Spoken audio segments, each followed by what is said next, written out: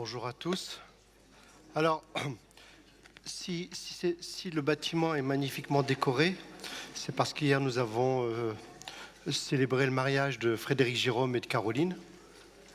Donc c'était un moment très bon, très, très fort. Nous étions une petite cinquantaine, essentiellement des amis, des membres de sa famille. Et nous étions de la communauté une dizaine, une bonne dizaine. Voilà. Je veux quand même souhaiter particulièrement la bienvenue à... Il y a un couple pastoral qui vient de Moldavie, c'est ça, Christina. Voilà, donc ils sont venus leur rendre visite. Voilà, on est très heureux de vous avoir parmi nous.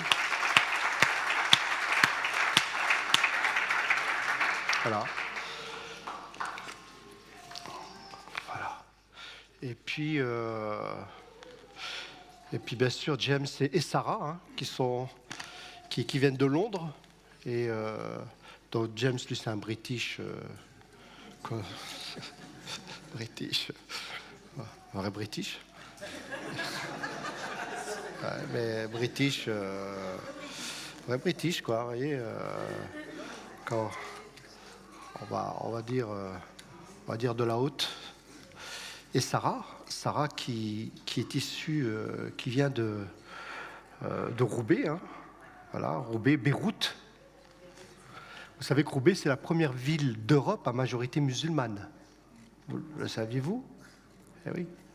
Et c'est là où on a découvert les premières caches d'armes des terroristes et autres. Tout a démarré là-bas. Ouais. Et Sarah travaille à la City, dans la haute finance. Je lui ai dit, tu devrais écrire un bouquin. Alors nous, on n'a pas trop de cités. Enfin, c'est pas des cités mais c'est pas des corons non plus, mais c'est quand même la misère un peu. Voilà. Je lui ai dit, tu devrais écrire un bouquin sur ta trajectoire, de la cité à la City. Si ça sonne bien, je te ferai la préface. Voilà. Alors, c'est vrai que le temps d'annonce a été un peu long, mais si Christina, si ton pasteur veut prendre la parole, s'il veut dire quelque chose, juste 2 minutes, guère plus, c'est possible. Sinon, s'il dit non, c'est bien.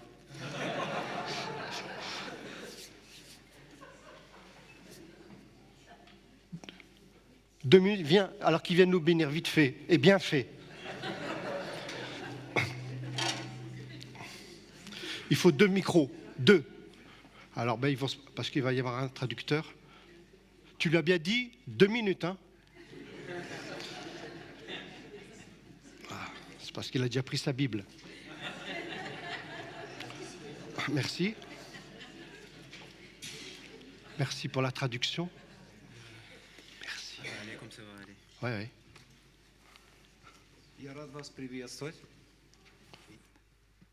Bonjour, oui. J'ai l'honneur de vous présenter. Bonjour à tous. Я не говорю по-французски, к сожалению. Malheureusement, je ne parle pas français, Но язык любви я понимаю. mais je comprends le langage de l'amour.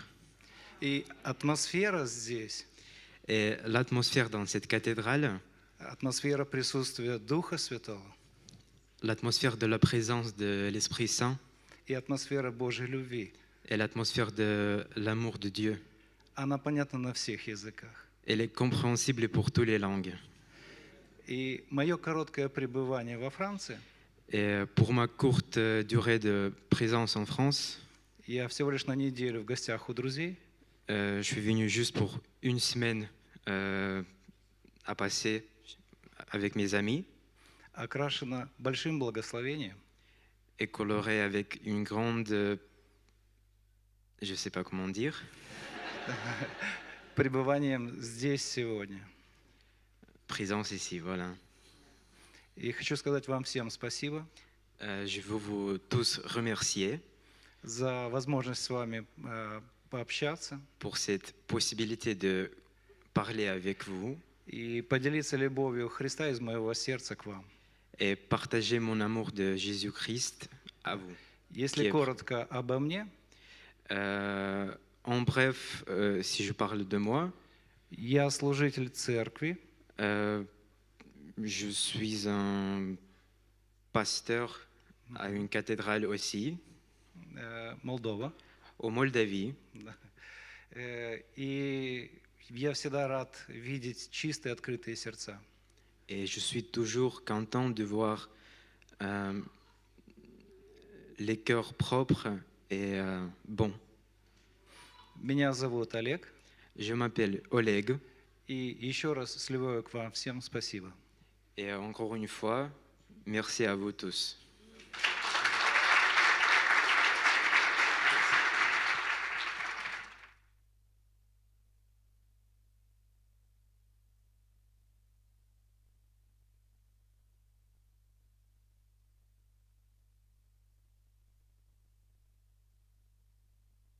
Le langage de l'amour. Quand Jésus parle de Dieu, il engage sa propre personne. Quand Jésus s'adresse à Dieu comme à son Père, il tressaille de joie sous l'action du Saint-Esprit. Les évangiles nous disent, au même moment, Jésus fut transporté de joie par le Saint-Esprit et s'écria, « Je te loue, Père, Seigneur du ciel et de la terre, parce que tu as caché ces choses aux sages et aux intelligents et que tu les as révélées à ceux qui sont tout petits. Oui, Père, car dans ta bonté, tu l'as voulu ainsi. » Jésus sait que sa relation à Dieu est unique. Sa proximité, sa confiance, sa filiation, son abandon, personne, jamais personne, ne l'a vécu comme tel. Jésus se désigne comme le Fils. Il dira, « Mon Père a remis toutes choses entre mes mains. Personne ne connaît le Fils si ce n'est le Père, et personne ne connaît le Père si ce n'est le Fils, et celui à qui le Fils veut le révéler. » Le Père et le Fils sont un. Or, moi et le Père, nous ne sommes qu'un. Ou, qui a vu le Fils a vu le Père. Celui qui m'a vu a vu le Père, dit Jésus. Le Fils est dans le Père et le Père est dans le Fils, formant un seul être vivant, une seule essence divine dans l'Esprit. Tout ce que Jésus fait relève en principe de l'unique compétence de Dieu. Et le pardon de péché étant l'une des caractéristiques principales. Jésus dépasse même la loi de Moïse, en déclarant par exemple que le sabbat est fait pour l'homme et non l'homme pour le sabbat. Et il dira par ailleurs, il est écrit que, mais moi je vous dis que.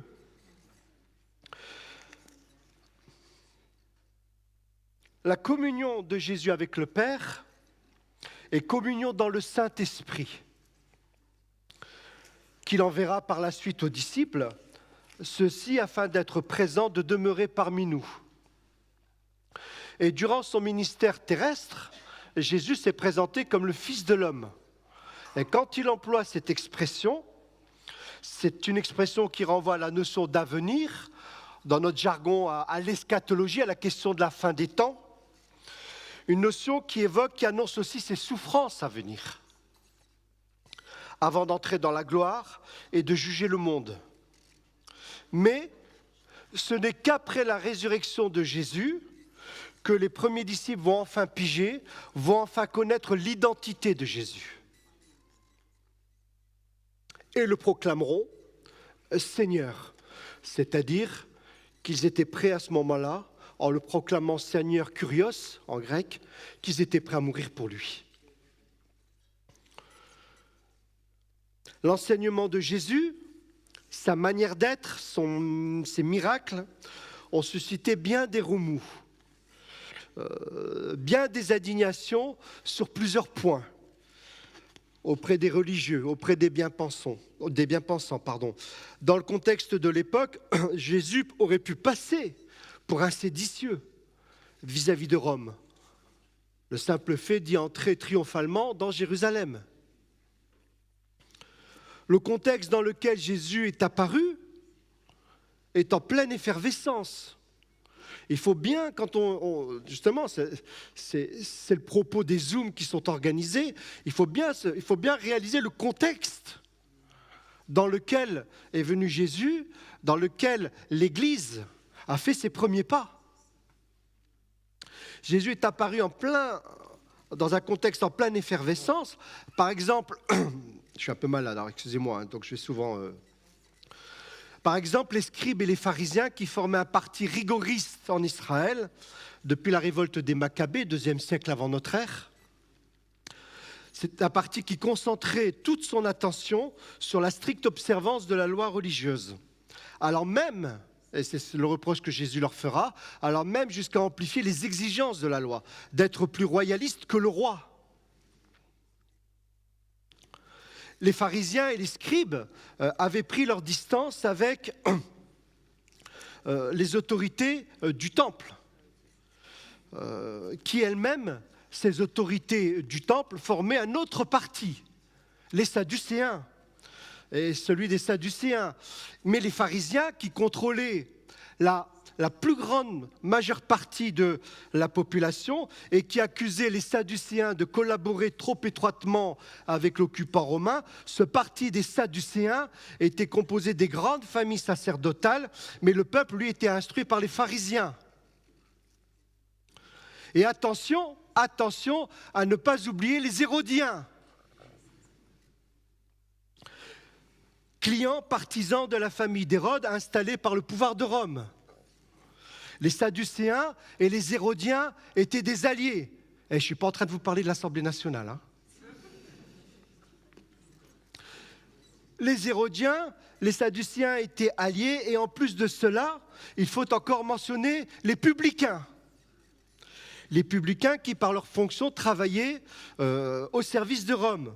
Et à l'arrière-plan de tous ces partis, de tous ces groupes officiels, se profilent les Esséniens, dont on a retrouvé les écrits près de la mer Morte en 1900. Jean-Claude ? 1947. Bravo, on l'applaudit.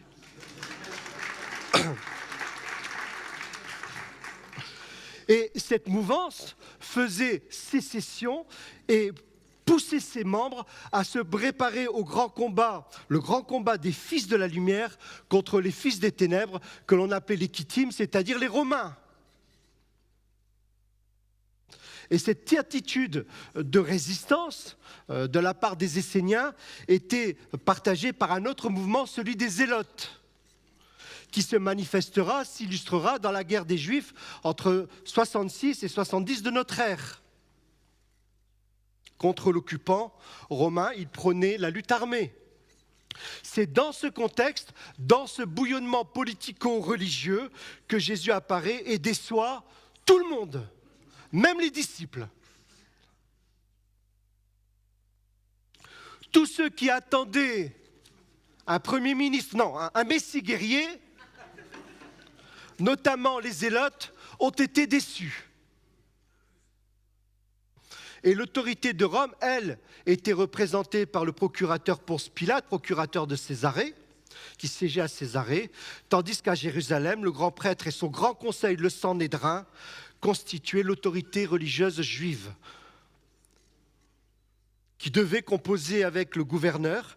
Et dans ce contexte, dans ce bouillonnement, Jésus ne s'est jamais prononcé sur la légitimité de la présence de Rome en Israël. Il s'est occupé d'autre chose. Jésus évite soigneusement tout ce qui pouvait être interprété comme une incitation à renverser l'ordre établi.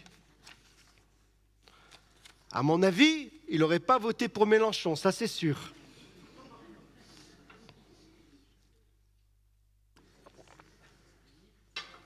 Et les chrétiens ont le droit de voter pour Mélenchon.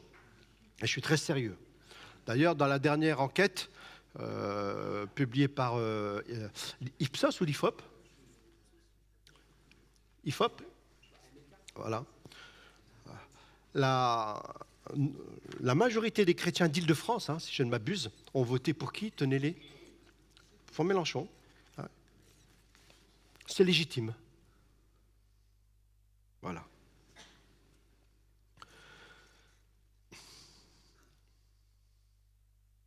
Jésus ne se situe donc pas sur le terrain politique, et c'est pourquoi les Sadducéens et les Hérodiens l'accusent d'être du côté des Zélotes, d'être l'adversaire de l'ordre de Rome.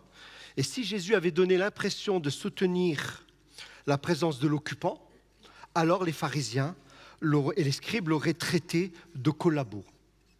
D'où la question piège sur l'impôt dû à César.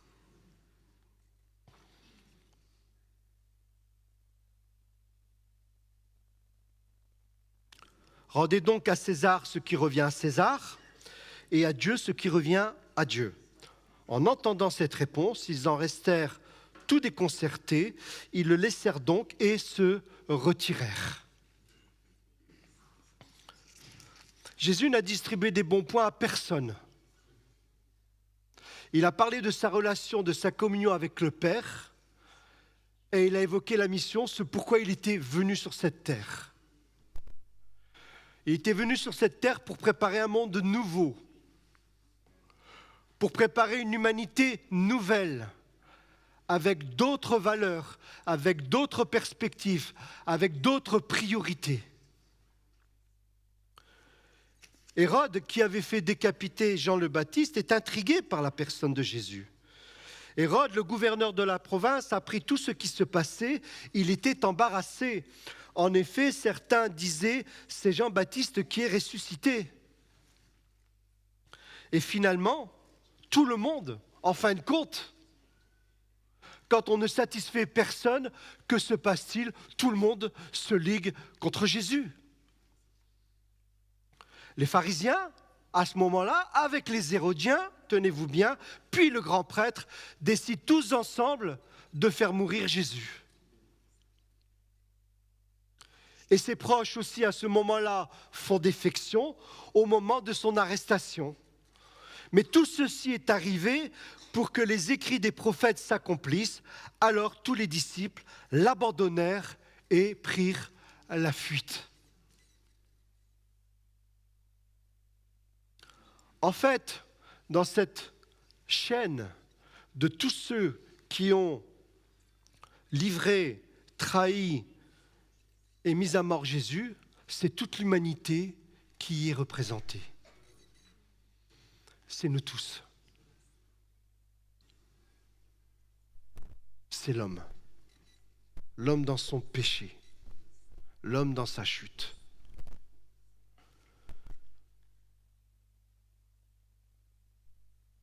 Jésus sera condamné pour avoir répondu à la question de Pilate « Es-tu donc roi ?» Tu le dis toi-même, je suis roi, et si je suis né, et si je suis venu dans ce monde, c'est pour rendre témoignage à la vérité. Celui qui appartient à la vérité, écoute ce que je dis. Puis, Jésus est crucifié, il est mort, déposé dans un tombeau. Ses ennemis sont rassurés, tout du moins en apparence.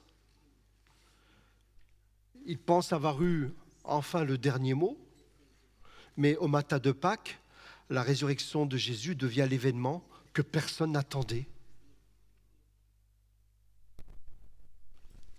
Quelqu'un qui revient d'entre les morts et qui nous ouvre un monde différent. Quelqu'un qui revient d'entre les morts et qui nous dit « Désormais, tout est possible, rien, plus jamais rien ne sera fermé pour vous. »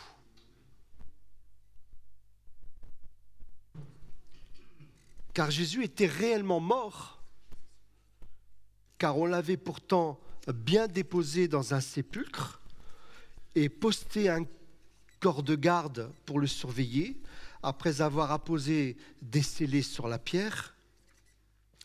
Et les évangiles nous disent qu'après sa résurrection, Jésus est apparu pendant 40 jours et de nombreuses fois à ses disciples.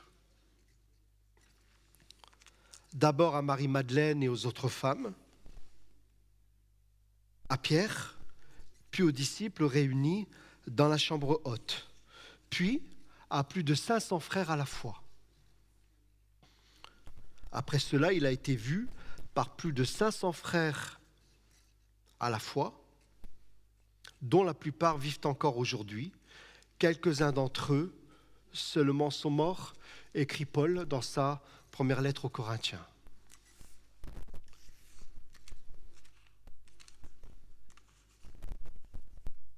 Les évangiles nous racontent la victoire de la vie sur la mort, de la lumière sur les ténèbres, de l'amour sur la haine. C'est un message de paix que Jésus vient nous donner. Ce même dimanche, d'ailleurs, de sa résurrection, dans la soirée, les disciples étaient dans une maison dont ils avaient verrouillé les portes parce qu'ils avaient peur des Juifs. Jésus vint, il se trouva là au milieu d'eux et il leur dit, il ne fait pas un discours de politique générale, il leur dit tout simplement que la paix soit sur vous, que la paix soit avec vous, que la paix soit parmi vous, que la paix soit en vous. Depuis la résurrection, des hommes, des femmes et des enfants, depuis cette résurrection, tout le monde peut trouver la paix du Seigneur. Et cette paix acquise au prix de son sacrifice, du don de sa vie, depuis la résurrection, des hommes et des femmes et des enfants l'accueillent, quelles que soient les époques. Des hommes, des femmes et des enfants accueillent cette paix depuis plus de 2000 ans. Et cette paix, elle est accueillie pour s'en nourrir, pour rester debout.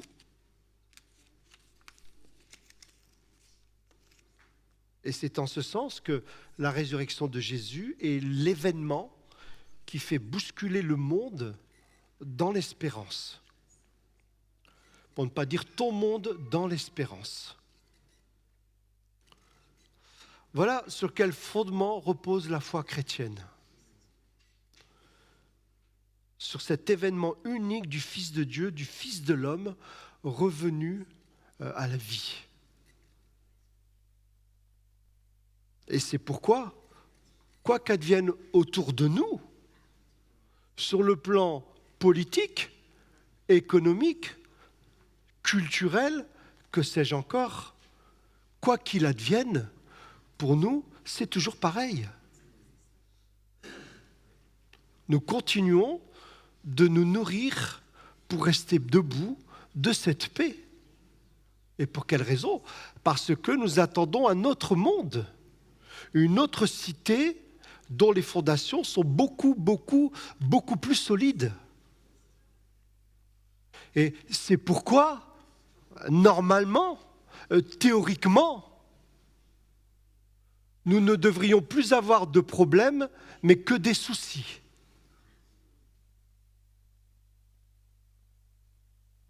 Puisque nos problèmes sont déjà réglés. Et les soucis, c'est en attendant que.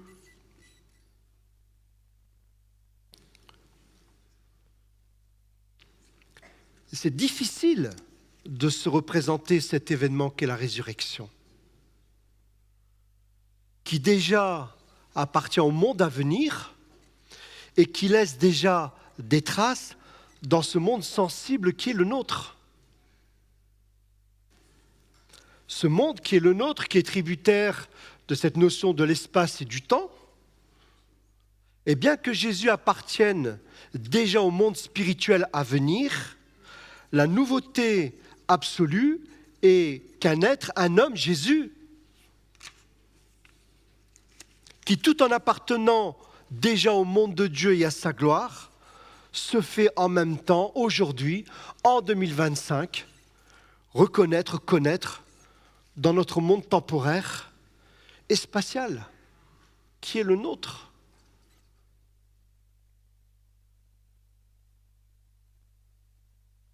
Ce monde, le nôtre, fut aussi le sien.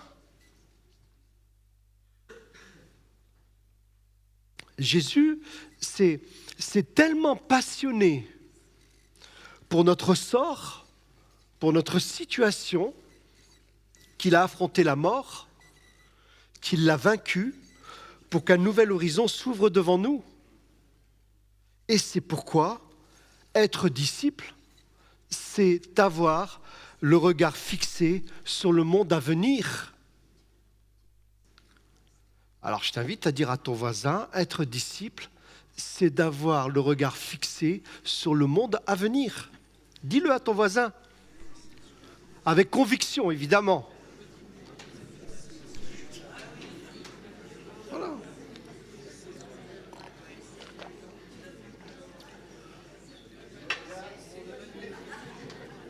Si vous enlevez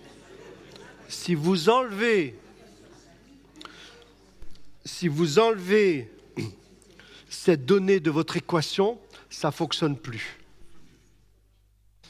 Si vous enlevez ce petit rouage du mécanisme de votre montre, elle ne fonctionne plus. Il n'y a plus rien à faire. Tu es juste là en train de chauffer une chaise. Mais c'est déjà bien, hein? Il faut un commencement à tout.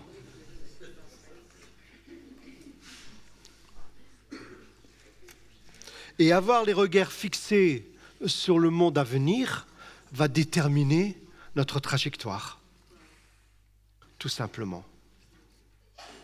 Va nous amener à agir, à réagir avec des principes, ceux du royaume. Et ne pas vendre notre droit d'aînesse pour un plat de lentilles.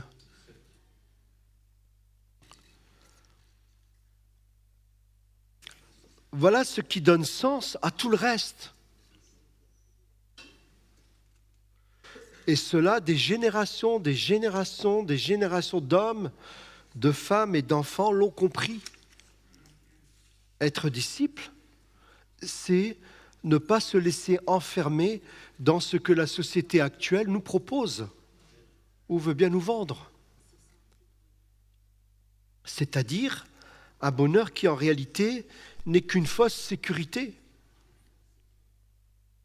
C'est-à-dire une consommation, une jouissance sans limite. Alors bien sûr, pour bon nombre d'entre vous qui êtes passés du catholicisme au protestantisme, à la fois protestante ou à la foi en Jésus tout court, vous dites, mais moi j'ai pas d'idole. C'est fini, je prie plus Marie, je prie plus Saint Christophe. Voilà. Mais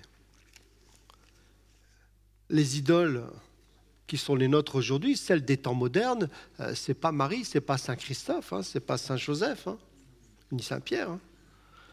Nos idoles d'aujourd'hui, c'est l'individualisme, c'est la culture de l'égocentrisme.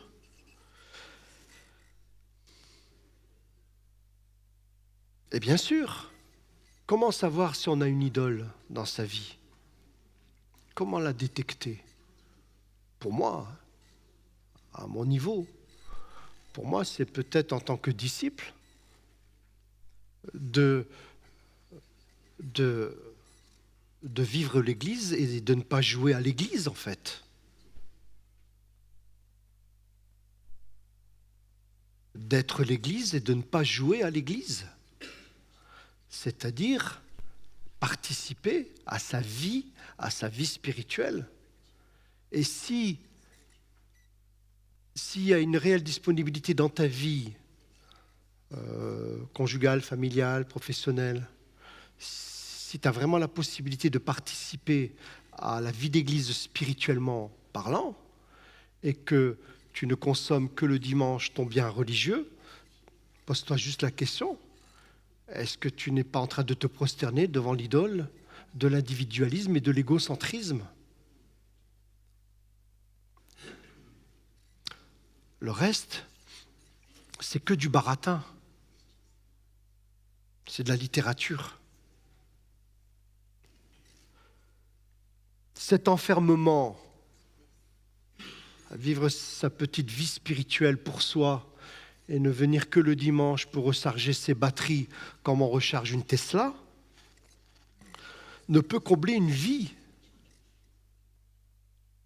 Cet enfermement ne peut apporter un quelconque bonheur, car dans cette vie ci-bas, rien ne pourra nous satisfaire si ce n'est la présence de Jésus. Et la présence de Jésus, elle est au milieu de nous. Que la paix soit parmi vous. Pas que la paix soit sur toi seulement. Que la paix soit parmi vous. Ben, c'était bien ce que le pasteur nous a partagé, ça nous a encouragés quand même. Hein, parce qu'on essaye d'être l'Église. On essaye de faire famille ensemble. On essaye de se dire les uns aux autres, non, regarde, l'avenir, il est là-bas.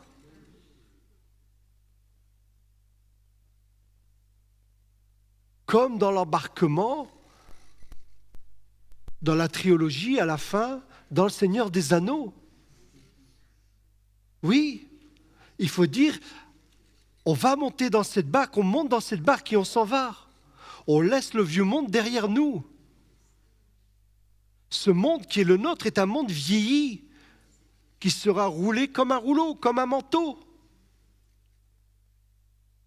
C'est pourquoi, théoriquement, normalement, on n'a plus de problème. On n'a que des soucis. Rien ne pourra nous satisfaire si ce n'est la présence de Jésus qui est le chemin, la vérité et la vie. D'où la question de Jésus, une de mes préférées. Camille, et vous, qui dites-vous que je suis?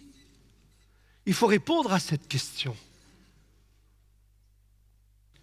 Qui est Jésus? Merlin l'Enchanteur?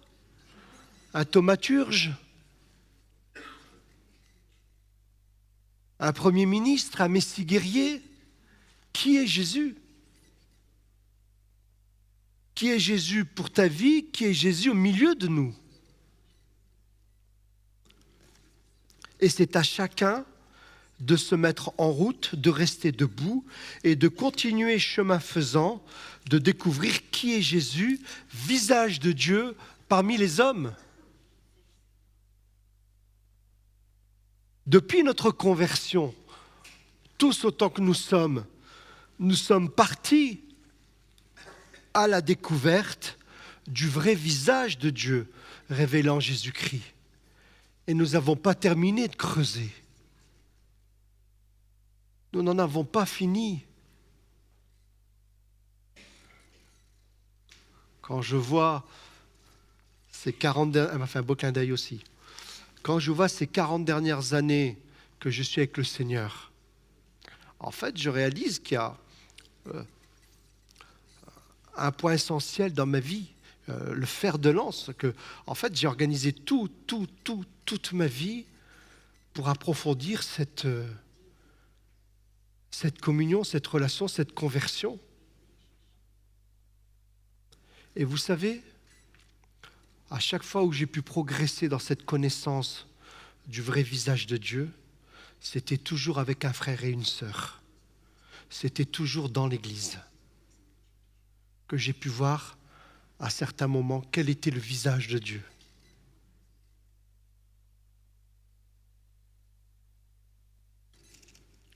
Depuis notre conversion, nous sommes partis à la découverte du vrai visage de Dieu révélant Jésus-Christ avec des pauses,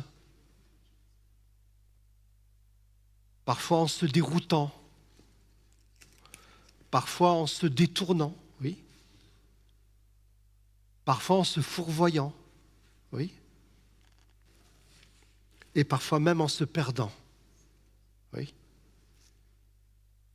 Mais Dieu ne s'invente pas.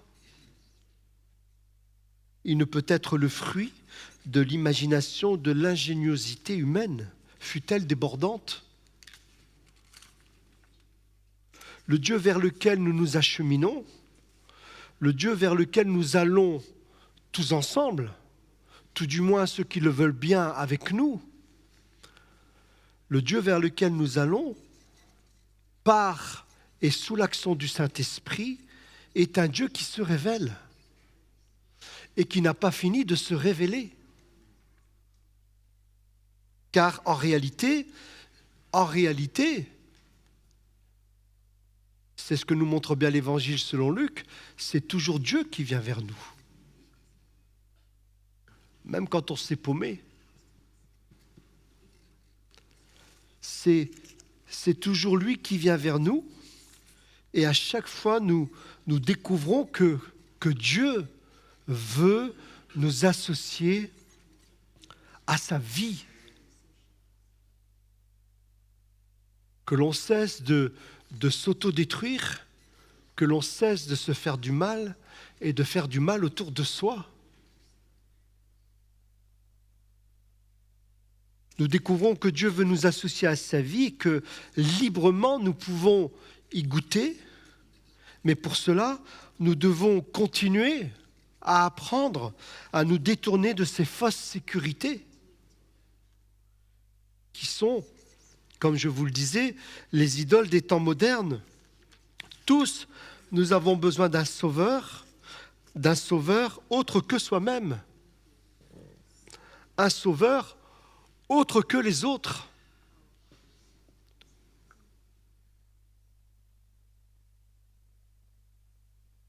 Jésus a accompli sous les yeux de ses disciples encore beaucoup d'autres signes miraculeux, nous dit Jean, qui n'ont pas été rapportés dans ce livre, mais ce qui s'y trouve a été écrit pour que vous croyiez que Jésus est le Messie, le Fils de Dieu, et qu'en croyant, vous possédiez la vie en son nom. Je vous invite à prier.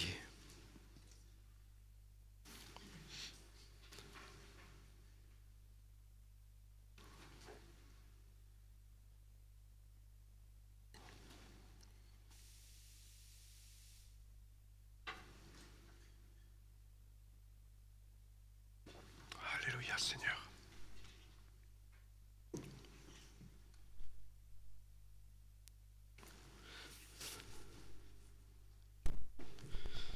Oh, Saint-Esprit.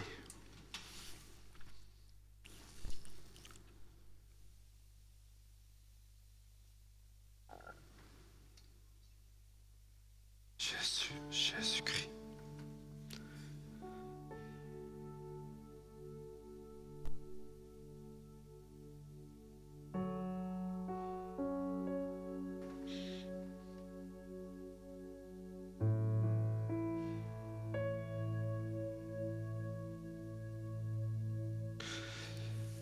Ce qui est sûr, Seigneur, c'est que nous n'aimerions pas être à la place de celles et ceux qui n'ont pas d'espérance. Ça, c'est sûr, Seigneur. Et qui attendent encore quelque chose et qui se font un sang d'encre avec les événements planétaires, avec la situation en France. Et en fait, dont la perspective ne court qu'à quelques semaines, voire quelques mois. Et rien de plus, et rien de mieux. Mais tu nous prépares, Seigneur. Tu nous prépares à ce monde à venir. Et ça a commencé. Et ça a commencé par se faire en laissant taper sur la terre, sur tes disciples. Et c'est pourquoi, si parmi nous, certaines aspirent à plus de paix dans leur vie personnelle, dans leur vie de couple, dans leur vie familiale, je vous invite à lever la main, tout simplement. Parce que ce n'est pas moi qui fera quelque chose, mais c'est Jésus. Voilà. Gardez la main levée, s'il vous plaît. Voilà. Voilà, plus, voilà. Voilà. Voilà, Seigneur. Et puis, souvent, ces appels nous concernent quasiment tous, en vérité. Mais il y en a qui en ont plus besoin à ce moment-là. Et Seigneur, c'est parce que nous allons encore pécher.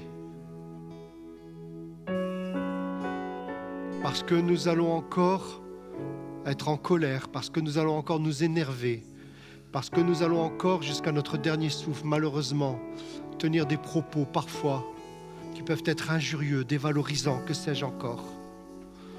On veut te supplier, fais en sorte qu'on ne perde pas de temps et qu'on vienne, Seigneur, à la stature de Christ. Voilà. Tu as dit, cette paix, je vous la donne pas comme le monde la donne.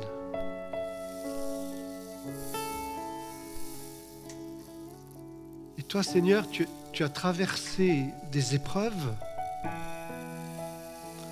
Tu as enduré une telle souffrance qu'à chacun de tes bourreaux, et il y en a eu, et il y en a eu un paquet, au temple, dans la cour, avec les soldats romains, avec la foule, et à aucun moment, c'est ça qui est extraordinaire, à aucun moment tu as prononcé une parole vengeresse, à aucun moment tu as eu une pensée méchante, à aucun moment tu as eu un regard dédaigneux. Et Seigneur, nous, tout ce qu'on veut, c'est te ressembler. Parce que Jésus, nous t'aimons. Et notre prière, c'est que, quels que soient nos besoins, quelles que soient nos frustrations, quels que soient nos manques, Seigneur, on veut rester dans cette paix. Parce que c'est cette paix qui nous construit, c'est cette paix qui nous guérit intérieurement. Parce que cette paix, elle est là, Seigneur. C'est pas un diplôme, c'est une promesse. Seigneur, je prie pour que tous ici présents, nous devenions de plus en plus des artisans de paix autour de nous. Déjà pour nous-mêmes, avoir un regard bienveillant pour nous-mêmes. Un regard bienveillant sur son plus proche prochain, sur ses enfants, sur ses voisins, sur ses collègues, sur sa famille au sens large. Fais de nous, Seigneur, des sources de bénédiction. Apprends-nous à apporter Jésus, apprends-nous à amener cette vie de résurrection partout où nous allons.